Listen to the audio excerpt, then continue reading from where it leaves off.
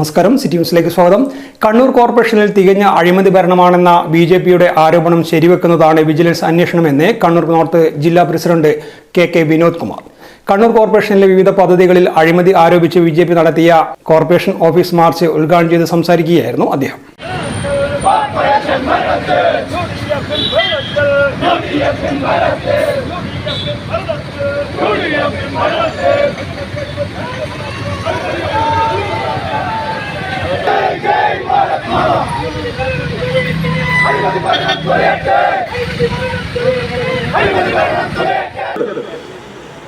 ഈ 3 വർഷത്തിന് ശേഷം ഇടയിൽ അദ്ദേഹം ഉണ്ടാക്കിയ ആസ്തികളെ കുറിച്ച് നാട്ടിൽ പാട്ടാണ്.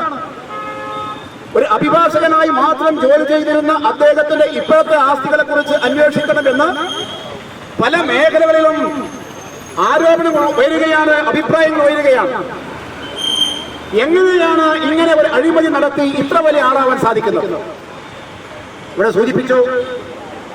ഞാൻ ചോദിക്കട്ടെ, പയ്യാമ്പലം ശ്മശാനത്തിന്റെ പേരിൽ, ശവദാഹം നടക്കുന്ന ഒരു സ്ഥലത്തിന്റെ പേരിൽ കക്കുക എന്ന് പറഞ്ഞാൽ എവിടെ കിടക്കുന്നു ഒരു ഭരണകൂടത്തിന്റെ അവസ്ഥ?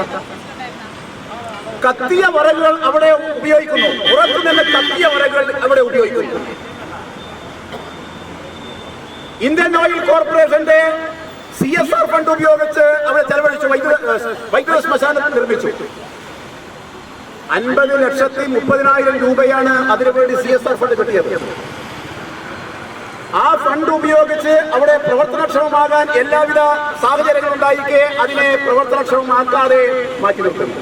കോർപ്പറേഷൻ ഭരണത്തിന് നേതൃത്വം നൽകുന്നവരുടെ അനധികൃത സമ്പാദ്യത്തെക്കുറിച്ച് അന്വേഷണം വേണമെന്നും അദ്ദേഹം പറഞ്ഞു. കോർപ്പറേഷൻ കൌൺസിലർ VK ഷൈജു അധ്യക്ഷനായി. BJP കണ്ണൂർ മണ്ഡലം പ്രസിഡന്റ് ജിജു വിജയൻ സ്വാഗതം പറഞ്ഞു. C Raghunath, UT Jayanthan, TC Manoj, KT Babu തുടങ്ങിയവർ സംസാരിച്ചു. മാർച്ചിന് S Vijay, Sameer Babu, Ragini teacher, Jyothi T തുടങ്ങിയവർ നേതൃത്വം നൽകി. News desk city news.